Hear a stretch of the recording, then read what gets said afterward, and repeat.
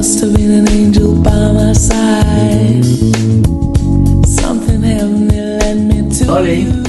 Hi everyone, welcome to our podcast. So today we are your hosts. I'm Amisha. And I'm Amma. Today we're really excited as we're joined by the CEO of an auditing firm, Miss Saniza binti Said, which is the CEO of the Saniza & Co company. And today we're gonna be talking about how management plays a big role in a successful company, and also maybe your experience in leading the company. And thank you so much for joining us today. We're really excited. So let's jump right in. So we know a bit about your background from our research, but for the viewers, could you please tell a bit about yourself and your journey? Thank you for our MC today for inviting me to become the guest for today all of your podcast. Okay, as you all know, I'm Saniza Said, the managing partner of Saniza & Co. It's an audit firm. Our HQ is actually based in northern part, which is in Seberang Jaya. And we do have a branch in Langkawi, and we are currently setting up the firm in Kuala Lumpur. Wow, I see. Okay, I've been starting in business since year 2000. All right, coming from a small background, company SME, small practitioner.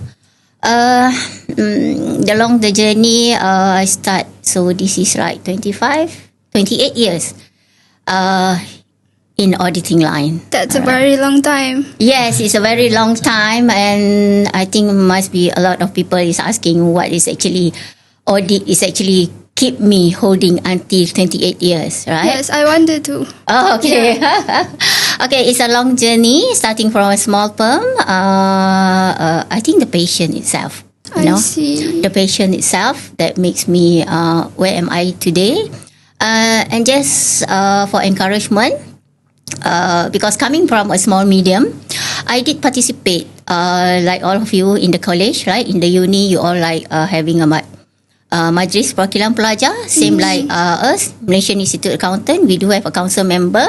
So I start to join MIA in year 2022 as a normal council member, and be appointed as a vice president of MIA in 1st December 2023. So currently I'm serving as a vice president of MIA. Wow. So I hope that today podcast can actually bring up the interest of the accounting student to stay longer in the profession. That's one of our main purpose also. We want to attract more students to play in the industry as well. All right. Okay. Nowadays, as we all know, technology plays a big role. Yes. A big role, yeah. It's very useful. So how big of a role does it play in your company itself? Okay. Absolutely. Frankly speaking, if I may talk about because I'm coming from a small medium practitioner, right? Majority of small medium practitioner, they are reluctant to change. Okay. Frankly speaking, when I start before joining as a council member, this is where we are still using a manual. All the working papers, everything was manual. So it's not really 100% manual. It just looks like you are using the small in the Excel sheet. It's all the tailor-made. Everything is like that. It's not like manual. What I mean. But when I was coming in, because I was frankly speaking, after a while, with me traveling up and down, so I was be happy if my team can actually change to the software. All using the technology, but for people to change, especially like someone who like many years with the firm, they are reluctant to change. It's like our parents also. You ask them to change. You sometimes because we are coming from a different generation. Yes. So you seems to see like the parents don't understand. Yes. Right? Yes. So that's the same thing happened in my company. So what I did when I was being elected to be the council member, I make it as a compulsory.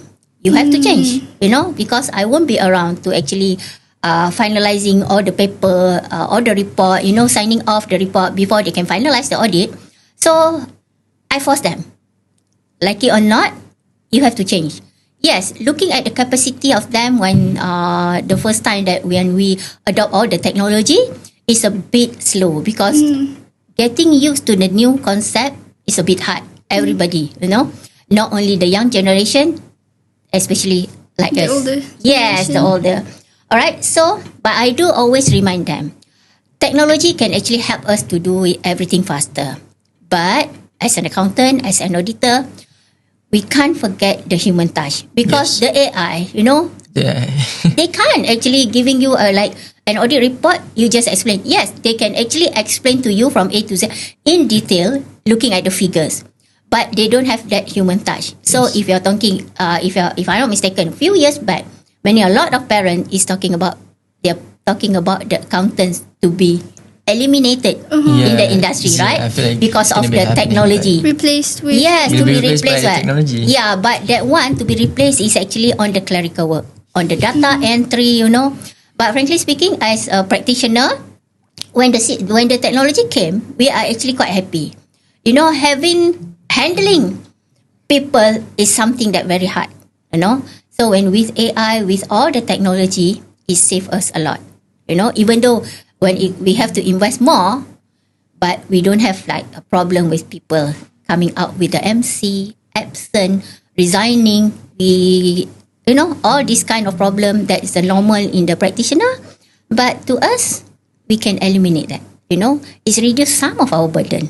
So I can say with the technology, it can actually improve. So if I may, using this channel, I would like actually the small practitioner to actually change their mindset, use all the technology. There's something that you will love it. At the end, you will appreciate it. Wow. Okay. So from that we can conclude that technology is a tool. It can be helpful, but we cannot rely 100% on it. Yes, correct. Definitely. You still need, in accounting, you still need a human touch.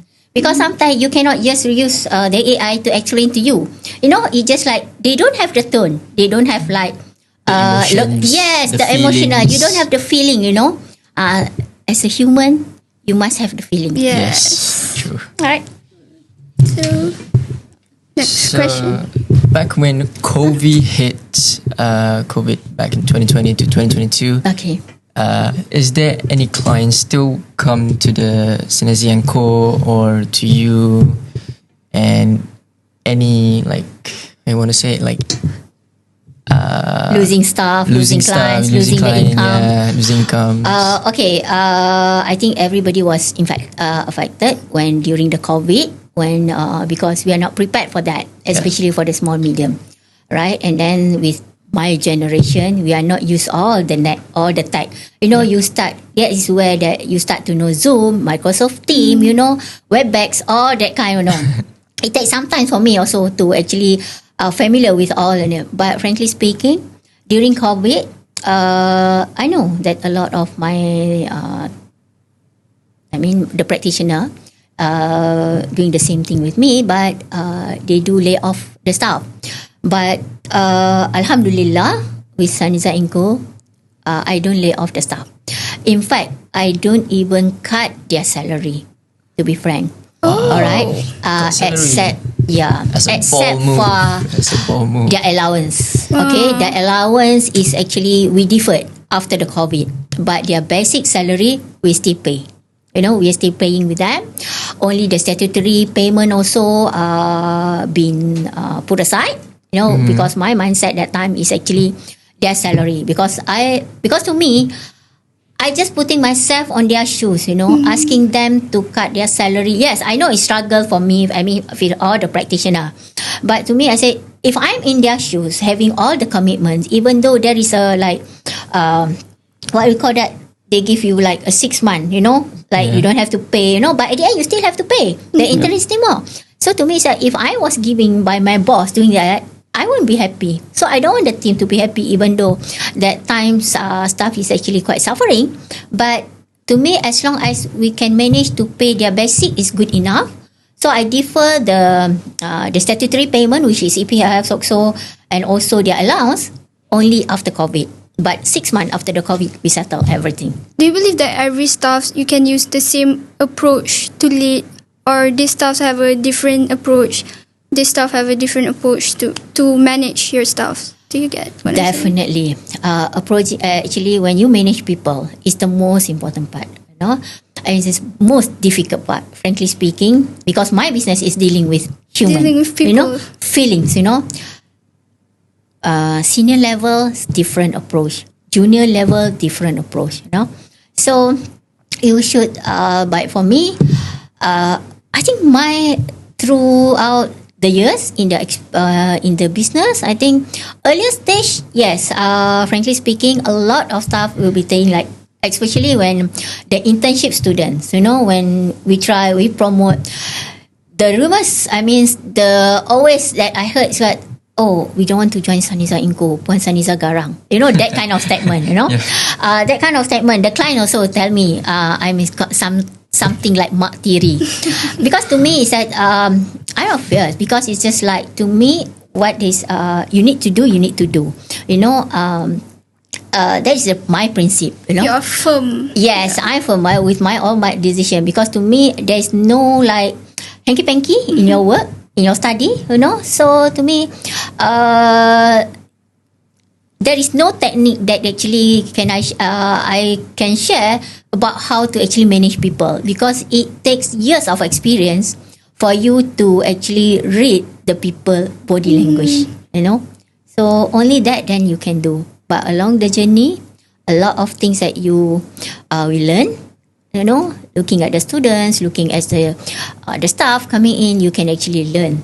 But the most important part is actually the attitude, That's why when we recruit the people, the first important part is the thing that we see is the attitude. Because for us, the skills can be trained, Yes. but not the attitude. I could not agree more. Yeah. Yeah. Okay, so let's say if a big argument, conflict were happening in the company, how do you manage that? How do you handle is it between that the situation? clients or is it between Between the staffs. Oh, between the staff. We used to call one by one. Mm-hmm. Okay, not only, I mean, the specific person that having, like, we are calling it companies, office politics, Mm-hmm. right? So, because I'm the type like, whatever happen, because normally I don't interfere unless it's affect the job, with the due dates, Yes. because the leaders and something. Normally, I will call the head first. Okay. We want to start.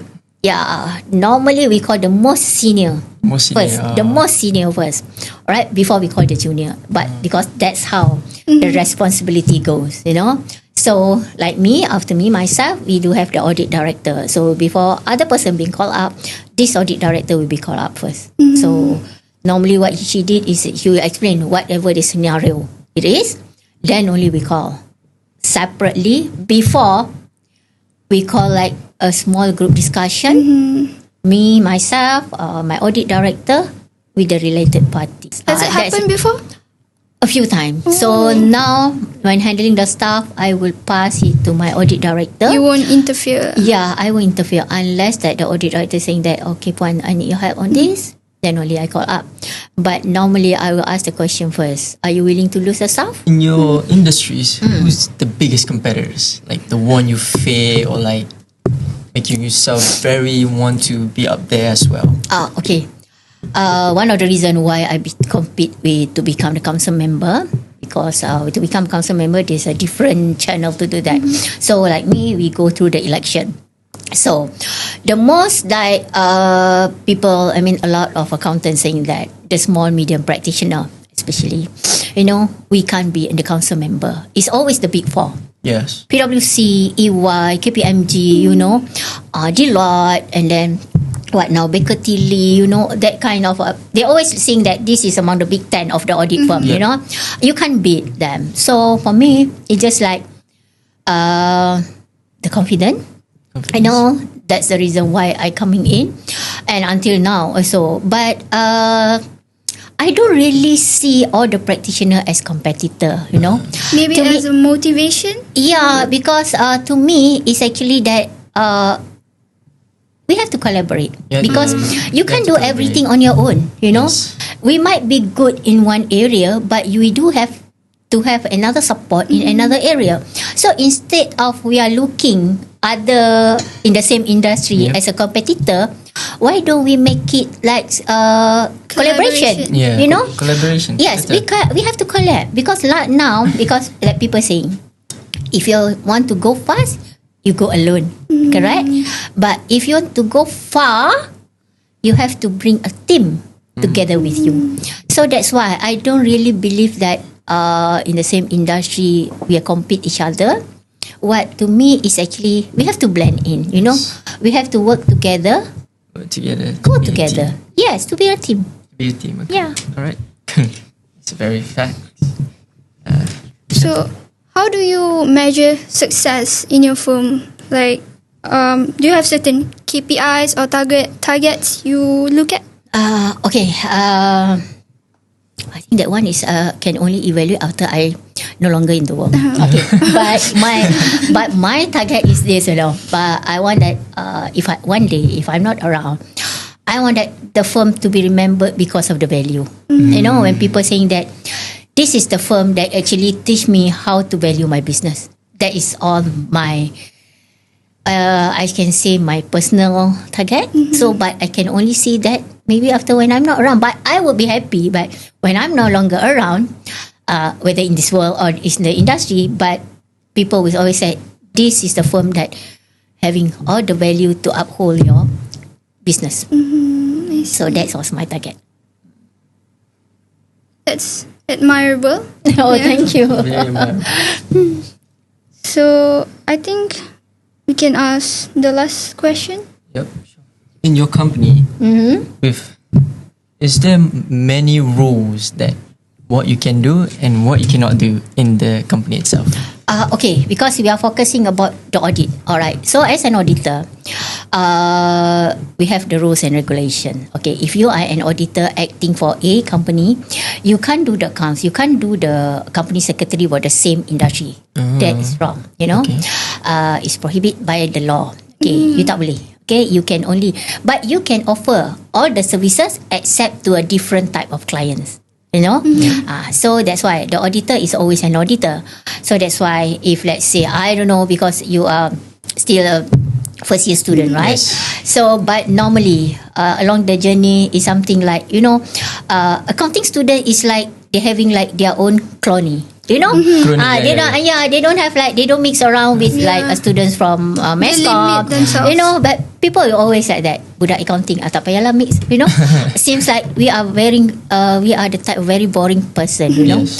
but in the audit firm, that is the rules that we have.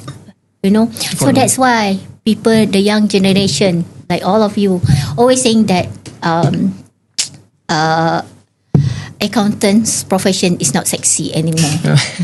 You know, Yep. but that is one of the duty from MIA to actually change the mindset, you know, to the students, you know. So a lot of I think initial step that have been done by MIA to the practitioner, you know, we are trying to actually keeping the interest of the accounting students. So because normally people will see like accountings, lawyer, you know, accountants, lawyer coming is always like a dull outfit, you know, like always black and white, blue, you know, not fancy. So that's why I changed a little bit on my blouse. It's a little bit, you know, because I want to change the mindset of people out there looking at the accountings are boring lah. No, you know, we are not boring, you know, we are interesting people. Only that you don't know us. That's why you feel like we are boring. So come and know us, then you will love us. Something like that. I actually used to think accounting was boring too. Yes, that's why a lot of people saying that, you know, I thought especially accounting, the just counting stuff. yeah, That's just it. tekan calculator, calculator add and minus, that's it, you know. yeah. Simple calculation pun nak tekan calculator. Something like that. Okay. So, I think Wait. that The crew, any questions? Any question from the crew? No? Alright. you're okay. So I think that wraps up our session today. I hope more young people out there can be more open and change their mindset about accounting. Yes. Yeah. I would like to say thank you, and I really hope that today's session actually inspire everyone out there. It's actually to chase actually chase your goals. Either you want to become accountants or whatever it is, create something that actually meaningful in your life. All right. Okay. We would like to once again thank you so much for joining us today and taking the time out of your, I'm sure, pretty busy schedule. Okay. Busy. It's a weekend. Oh, No it's a worries. weekend. It's a weekend. I'm No sorry. worries. It's holidays.